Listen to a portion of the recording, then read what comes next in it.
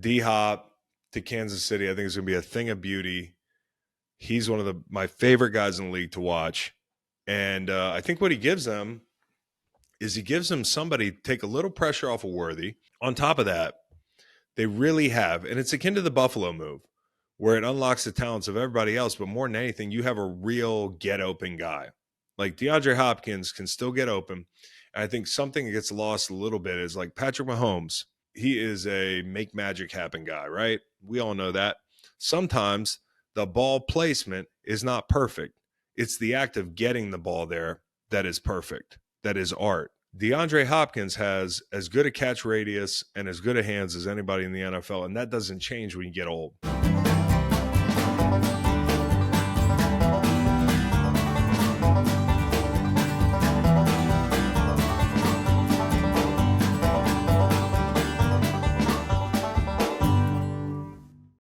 As you've heard, we've teamed up with BetMGM this season. We'll be using BetMGM lines to make all our picks, and we'll have special offers for you listeners each week. If y'all haven't signed up for BetMGM yet, use bonus code GREENLIGHT, and you will get up to $1,500 first bet offer on your first wager with BetMGM. Here's how it works. 1, download the BetMGM app and sign up using bonus code GREENLIGHT. 2, deposit at least $10 and place your first wager on any game.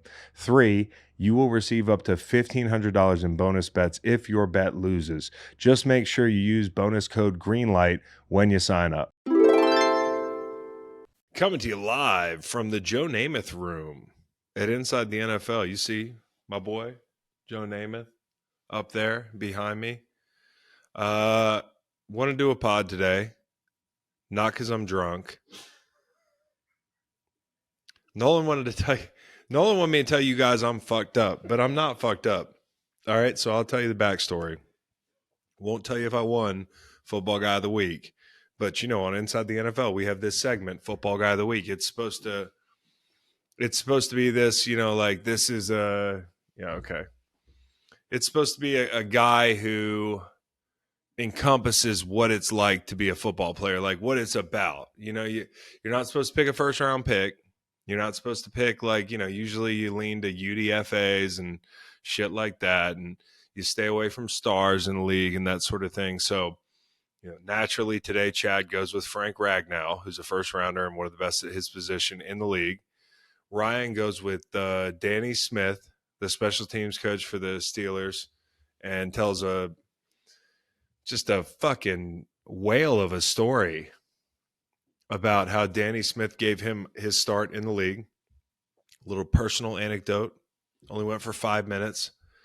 And I went with Evan Williams, the stud do-it-all for the Green Bay Packers, who since week 5 has kind of come on and been a huge difference maker in that defense. So I told Nolan to get me a bottle of Evan Williams from the gas station. He goes to a liquor store. I wanted a gas station size bottle of Evan Williams. And he broke the shoulders off it pretty good for that segment. I was going to take a sip of Evan Williams. I said a sip. And this looks like 3 shots of Evan Williams. So I had to take a couple shots of Evan Williams on the air here at Inside the NFL. I'm not drunk, but it is a Wednesday. And since it's a Wednesday and it hasn't been that long since Monday Night Football, let's talk about Monday Night Football. All right, Matt, I feel for you, bro. I started the day. The background is Matt had a 13-leg parlay. He had hit the first 11 legs. It was a $25 free play from BetMGM, mind you. And $100K was on the line Monday night. What he needed was, God, Matt, I'm so sorry, bro. It's okay. I know we have to talk about it. I've been working so hard to not think about it, but we can talk about it. Let's talk about it. So you needed Baltimore to cover, which as soon as Mike Evans tore his hamstring, I was like, you're probably okay. You're probably like the Cleveland Browns fans cheering for an injury, you piece of shit. And then the late game is what it came down to. Oh my God. I'm regretting not hedging. when the Ravens went up a decent amount, I could have just bet big on the Cardinals. I was scared. And ultimately, it ended up being one of those games where you got to be careful laying 2. You got to be careful laying 2 in the NFL. And right as I lost, it was like a text from you. Jalen Reagor just cost you 100K. Yeah, dude. Can you? I mean, he's at the scene of all these crimes. You know, it's like a whodunit. Usually, it's him. You know, and he's the guy that cost you. I don't know what are Maseratis going for. I'm not in the market for a Maserati. Yeah, I would have kept my Hyundai, I think. That You 2012 Hyundai has served me well. served you well, but that would have been an amazing moment for the pod and for everybody else. And let me ask you this: when you tap Chargers minus whatever you -2, did you think that it would be the Chargers that would burst your bubble in that parlay? Did you even think about getting to the double digits in legs? No, I was like, let's just add Monday night because if I go 11 for 11, that'd be fun. Let's keep it going. And then on the morning of, or throughout the day, Monday, I was not nervous about the Ravens, but I was worried about the Chargers. And I kept thinking about Nate's dumbass Harbaugh theory, like only one can win on the same day or something. And I was like, oh my God, Nate's going to cost me this God, parlay. it turned out to be true. Yeah. Damn, Daniel. It missed by like 3 points. Ugh, it's brutal. It wasn't like a blowout or something. Yeah, but the worst thing about it is like the minute that they picked up that pass interference flag, like you knew you were losing the bet. Oh yeah. You know, and that line was steaming down. You know, that line was bigger and then it shrunk and it shrunk. And you got to sit there and watch. I mean, I don't mean to relive the whole thing. No, you're good. Like, I mean, if you enjoy a gambling sweat, that was a gambling sweat. Normally I'm betting 50 or $100. I think by second quarter of that game, that bet was probably worth something like 40, 50 grand. So in theory, you know. That's unbelievable. I don't know how we transitioned from you losing that bet to like, you know, the next thing, but I am so sorry to hear that happened to you. I'm sorry that it happened to you. I'm sorry to watch it happen to you. I All mean, that good. I was saved you from betting the Bucks. you did save me from betting the Bucks, but I won't lie, I did tease them, which pushed because they're late game heroics.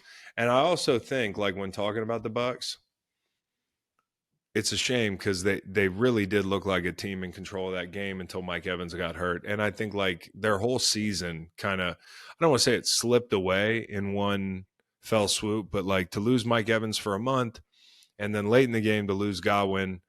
Listen, it's easy to blame it on Todd Bowles. I get that, but you were this close to kicking a field goal. You're probably 20 yards away from kicking a field goal and trying to make them field another onside kick. It is what it is in the NFL. And, you know, like players are, that tackle happens a lot, you know, like it'd be easy to blame Todd Bowles. I see that people have. I'm not going to go there. The bottom line is you are down 2 absolute veteran studs in an offense that, you know, yeah, they have picked up some steam on the ground. They have kind of a 3-headed monster right now, but it all goes through the passing game. And when you think about like a red zone target in Mike Evans and then the guy that's open when you take coverage and you put it in the Mike Evans bucket, like both those guys have disappeared. And thank God Cade Otton, his skull is made of titanium because Baker Mayfield tried to get him killed throughout the night. There's only so many pass catchers left in Tampa, and the shame of it is when Mike Evans left that game, they looked like they were going to win that game and they were going to be in control of it. And who knows? Now you're getting ready to square up with Atlanta, who beat you a couple weeks ago.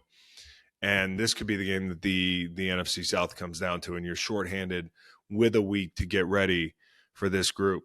I do think we're going to talk about trades in a second. Cooper Kupp's odds in being traded are all over the place. I think the one team, according to Vegas, currently time of tape, Wednesday, October 23rd, 1:31 p.m., that's favored is the Steelers. And I think that makes a lot of sense, especially coming off of what you just saw the other night. You know, this is a team that is a Dallas drive away at the end of that game from being 5-1. You can say that for a lot of teams, but I think it illustrates a point, which is this team, where you look at the team last year and you look at the team in years past post Ben Roethlisberger, and you said they're scrappy, they're tough. This team is good. And if Russ can keep it together for them, that, you know, and they like the look they're getting with Russ, it's all the more reason to go out and take a shot at something like this. Whoever overpays for an aging wide receiver like Cooper Kupp, and I'm not saying he won't help that team, has to be overpaying in the spirit of burning the ships and winning a championship. And I think Mike Tomlin probably feels like his team can compete with almost any in the league because of his defense. Whether that's true or not, we'll find out. Whether they go out and make a play for Cooper Kupp, they were after Brandon Ayuk, that sort of thing, we'll see. But another team that is in the running is this Buccaneers team. And, you know, I think it makes a lot of sense considering it is a crisis. I think it would be such a shame with the way Liam Cohen has had this thing cooking to just, you know, fold your tent and be done for the year. You know, the team's got its problems, its imperfections, but this is a team that I think could end up in the NFC Championship game in the form that they were in Monday afternoon. Now, unfortunately, lots change. I also want to say this about that game. Lamar Jackson is playing like an MVP. He's just taking it to another level. And Chris Godwin leaving the field was tough. As a former player, seeing that happen to anybody sucks. The minute he got tackled, I was like, his leg's not in the right direction. Like, something's wrong here. And, of course, when they take the camera, the shot goes away from Godwin for a little bit. You know it's ugly. And for a guy who's been through this, who's had, you know, an ACL, who's done so much for that franchise, who's been unselfish, who's moved to slot receiver, who's done the dirty work. He's a dirty work guy who's been a big part of their championship, right? Like he's a part of the foundation of their organization. It sucked to see him on the cart. And, you know, I thought the most, I don't know what the word would be, powerful, but powerful kind of infers I'm inspired. And inspired is not the right tone of word to use in this situation, but it was powerful to see him on that cart and mouthing to his trainer, back to work. Back to work, huh? I got chills thinking about it. And it's not some triumphant moment. That's what being a football player is about. It's about pouring everything into year after year and things being upended in a moment's notice, and you have to climb that mountain again. And he knows how that feels.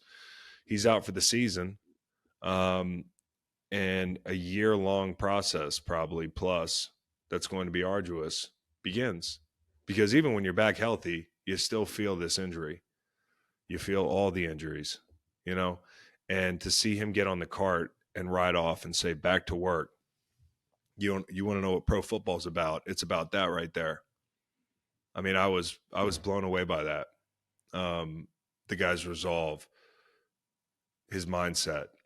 That's why he is who he is. That's why he's had the career he's had. So, tip of the cap to Chris Godwin in a moment that had to be really tough for keeping his head and somehow fixing his gaze on the future.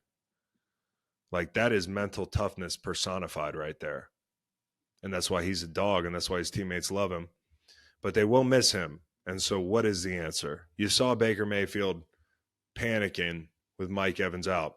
Immediately throws 2 picks, you know, and now they're down Godwin. So those running backs have to be big for them. They have to find a way to get the passing game going without these 2 guys. And obviously in the late game, we've got Matt Kingston's hopes and dreams getting crushed. So that was Monday night. It was full of tragedy. You know, Sunday, today on Inside the NFL, we were talking about, you know, Chubb coming back in the game for Cleveland. And I thought of the Chris Godwin thing, and now it reminds me of the Bradley Chubb thing. I just want to say this. Not Bradley Chubb, Nick Chubb. Bradley Chubb's hurt too. It's a fucking 100% injury sport here. For you to, like, do you realize how hard it is to rehab a major injury in the NFL, the mental toil, the physical toil, the self-doubt. Will I ever be the same? And for a running back in the NFL, I mean, you talk about the quintessential old school running back, that's Nick Chubb. Not just the way he plays, but the way he attacked rehab in hopes of joining a team that resembles a burning building right now. Like everything he did over the last year, the pushing it, the coming back this week, the coming back at all this season, all that work. And I know you say, hey, you're getting paid to do a job. You got to go back and do it. It's hard to come back after a long, long road back to the field and run out on the tunnel into that mess. I mean, it is a burning building. And, you know, he worked diligently for the better part of a year to get back. And this is what he has to come back to 11 for 23 yards or something, which shows you how bad they suck right now.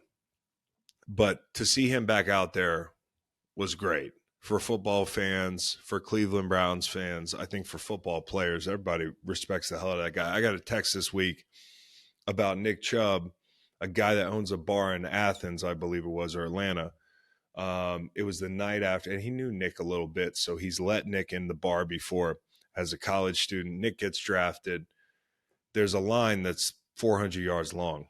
It's wrapping around the corner of this bar, as the lines in Athens probably do. And the bar owner is walking down the street, passing all the people in line, gets around the corner. He's hundreds of people in, and there's Nick Chubb, all alone, waiting in line. Not a big deal for people listening, but if you know what that situation's like and you're Nick Chubb, you can walk to the front of the line. But he didn't want to cut anybody. He didn't want to make a big deal. He didn't want to make his presence known as Nick Chubb, the football player. He just wanted to wait in line. And I know some people are like, why the fuck are you sharing that? That to me is high character shit there. I mean, it's not a big deal. He doesn't deserve a Medal of Honor, but like that's the type of guy he is. And I got that anecdote this week, and I thought I'd share it because that's the way he attacks everything, with humility. And he just puts his head down and works, puts his head down, sits in line night after he got drafted. And I'm glad to see him back on a football field. Okay, we got trades. Before we get to trades, Jamison Williams is suspended for how many games? 2. For violating the NFL's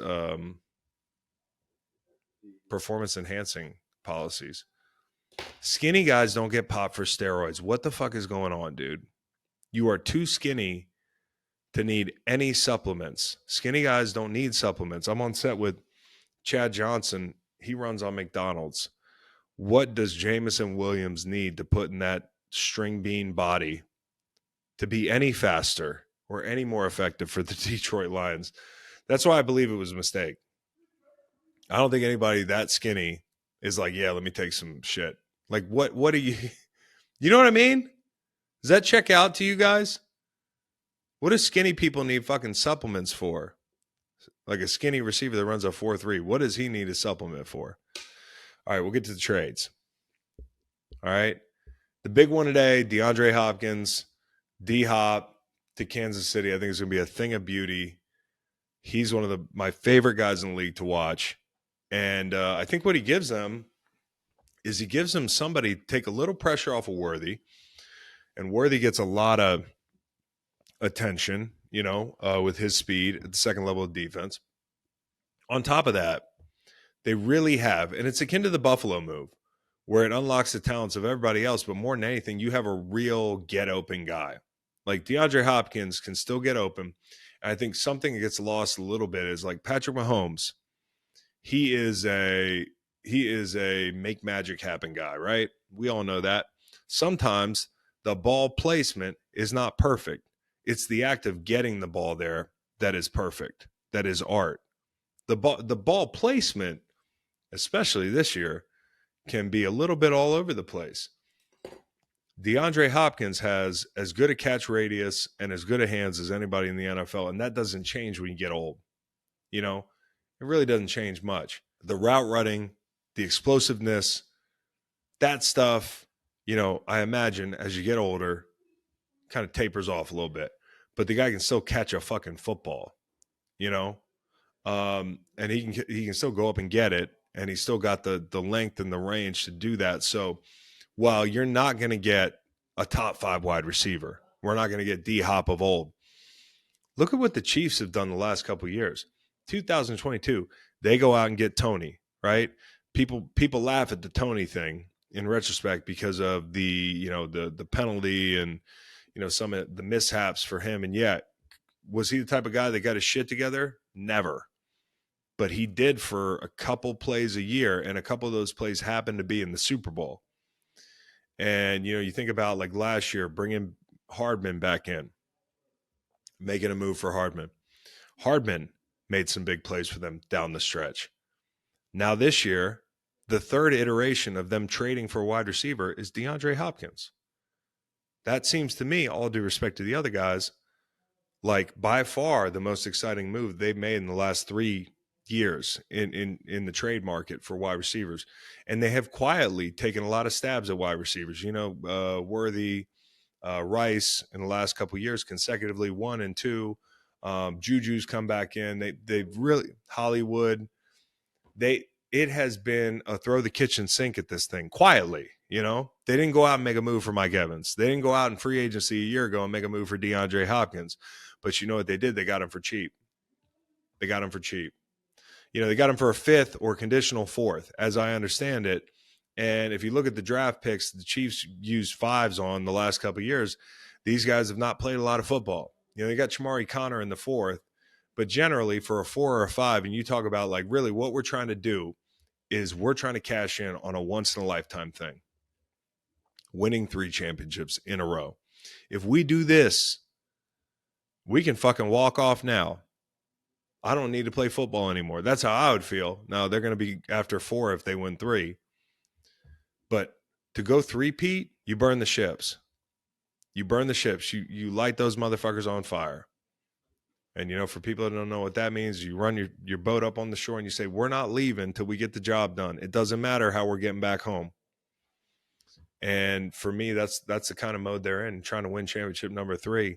This is not a big price to pay for a guy that could be a domino for this offense. And you think about getting open and 3rd and medium and that sort of thing.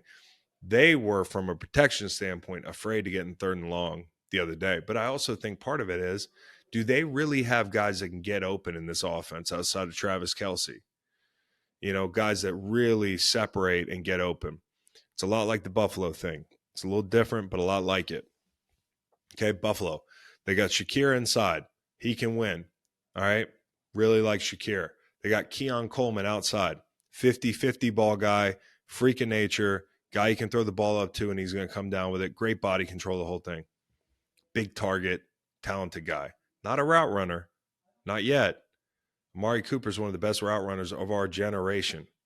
So when you talk about when you need a guy outside to get open in Buffalo, now they have that. They're playing with a full deck. Kincaid's routing people as we speak. That's one area of the field. Now you got multiple options outside. And Keon Coleman, not for nothing. Keon Coleman went off the other day. Now, some people pass it off as you can see the immediate returns of having an Amari Cooper in the building. Well, I would say you got to watch the tape because they weren't even on the field for most of the work that Keon Coleman did together. I mean, Cooper took 30% of the snaps. That'll go up. They're easing him into it. Coleman had his best game as a pro. Imagine if they're working together into December and into January. Like, I think they got a full deck now from a skill set standpoint. They get a guy who can beat man coverage. His first fucking touchdown is like, hey, 3 seconds before the snap, what do I do? Keon Coleman, just go get open. And that's what it looks like, So I think this is like a force multiplier type thing. I don't want to get out over my skis, but Kansas City probably, and we said this, they've echoed the sentiment that what we have in the building is enough. And I still think it is, but this is free money here. I mean, it's sent over a 5, might be a 4 at some point for a guy that could be the difference between you winning 2 championships in a row and 3. And he might be that guy this year, the 3rd iteration, the best iteration of Tony, Hardman, and now you make a move for DeAndre Hopkins, a bona fide guy. 32 off an MCL, I believe, but he's still DeAndre Hopkins.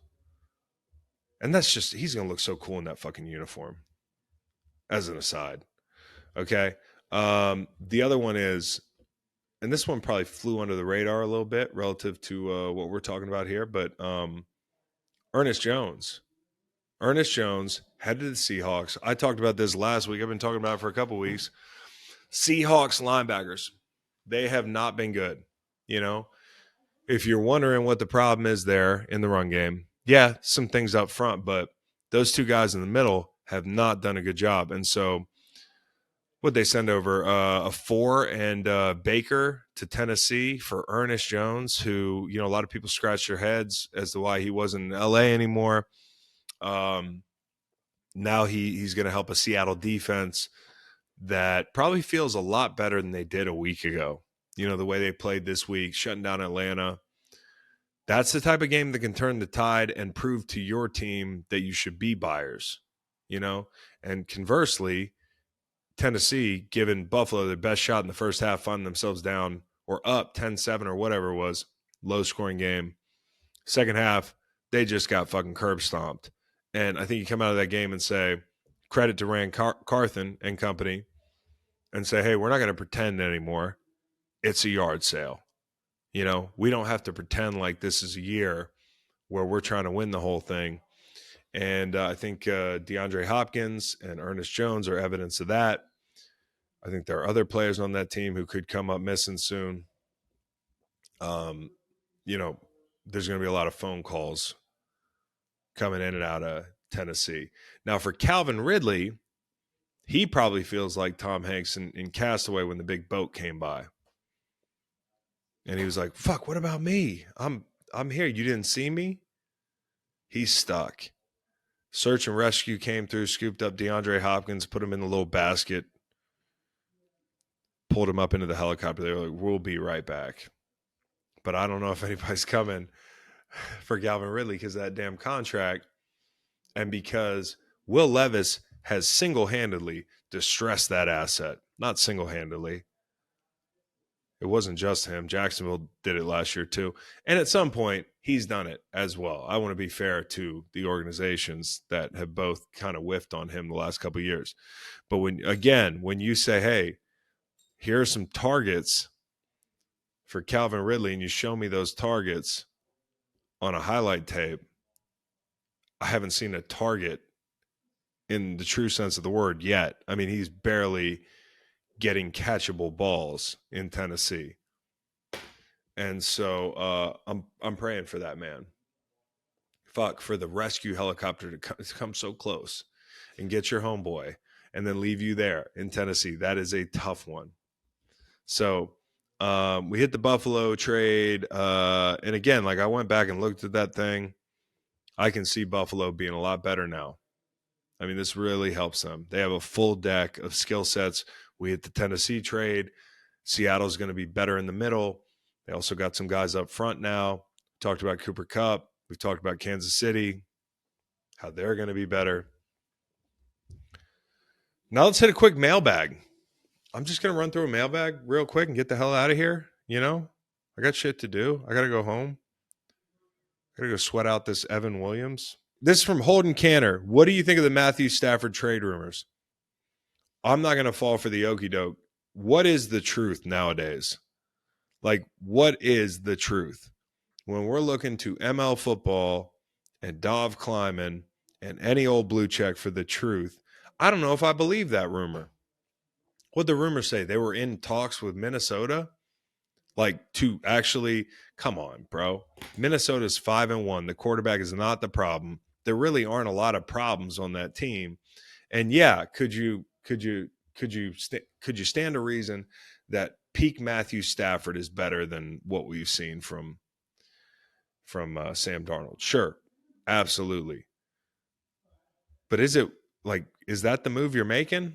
I don't know, man. I don't think so. I think if that's a legit thing, what that's doing is drumming up a market for Matt Stafford, which would exist, I would think, if they knew that he was being shopped. If people knew that he was being shopped, who would make the trade for him? Before Tua was coming back, I would have said, hey, Miami would be a fun destination. But it feels like the teams that would be buyers are fewer and fewer right now. Like, it is a team like Vegas that desperate, you know? Like, really? It's a rental. You know what I mean? Like, they want to start the clock on the future. That's a team that wanted to draft Jaden Daniels this year, couldn't get up to do it. You think they're going to trade for a 40-year-old? Like, close? I know he's not 40. I'm projecting. I'm almost 40. Not going to make a big fucking deal about it. I'm just going to go about my business. He's 36. I'm rounding way up. Maybe Stafford's got a couple more years in him. Maybe you see him in the silver and black. What do you think? I don't know. I think it's a rumor. What about a team that wears yellow and black? We want to start a real rumor. You talking about the Steelers? Nah.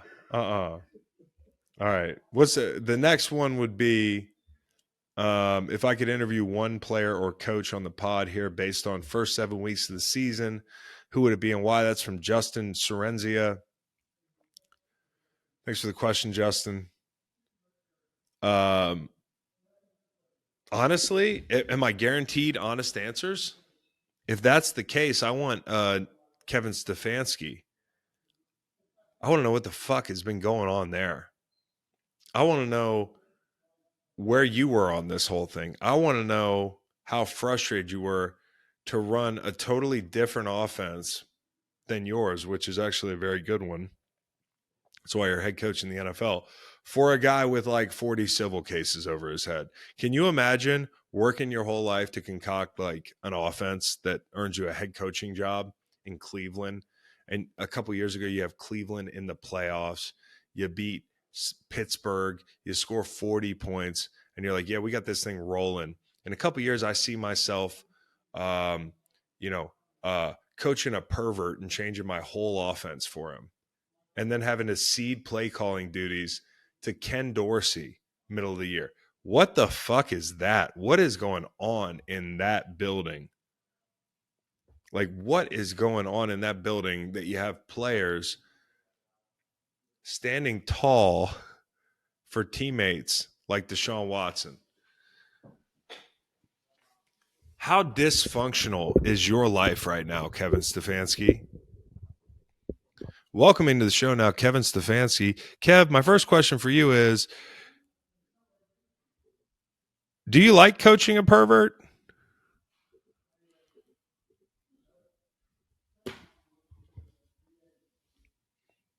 If I could really ask the questions I want to ask of people, I mean, it'd be incredible.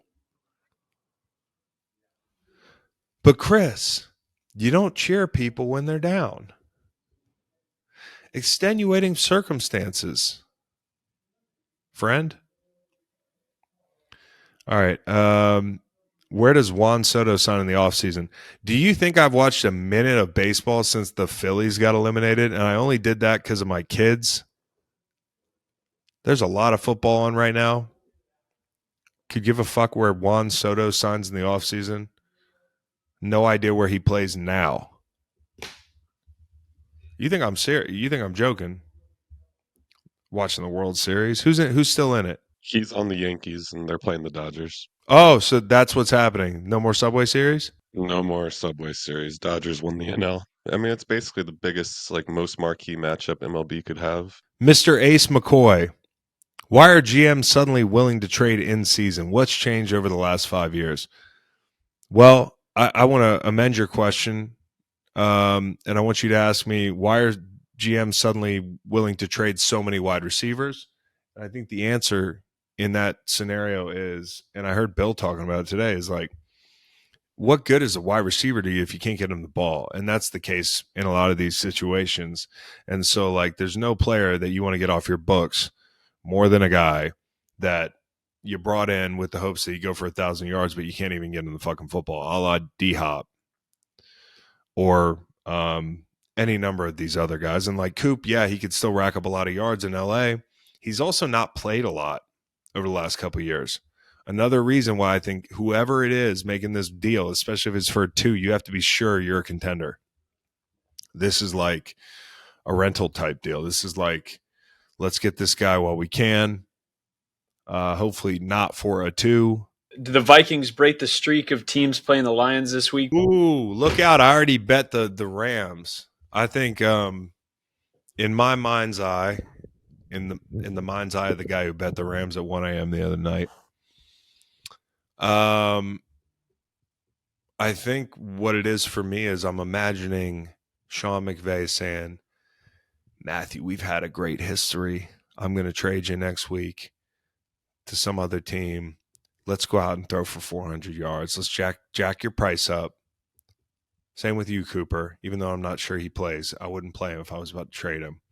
But like, let's say we hey, one last hurrah for the team that won a Super Bowl. You know what I mean? Like, let's go out there and torch these guys. They're going to have the Detroit Lions hangover, TM Greenlight Pod. Middle of field's open. I really, really, really, really like the Rams catching 4. Now, I don't know what you can get it now for, but I bought up to 4 earlier in the week. So, yeah. I mean, and Macon doesn't listen to this shit at all, so he's not going to hear this. But I do like the Rams in this spot. It just feels right. Just feels right.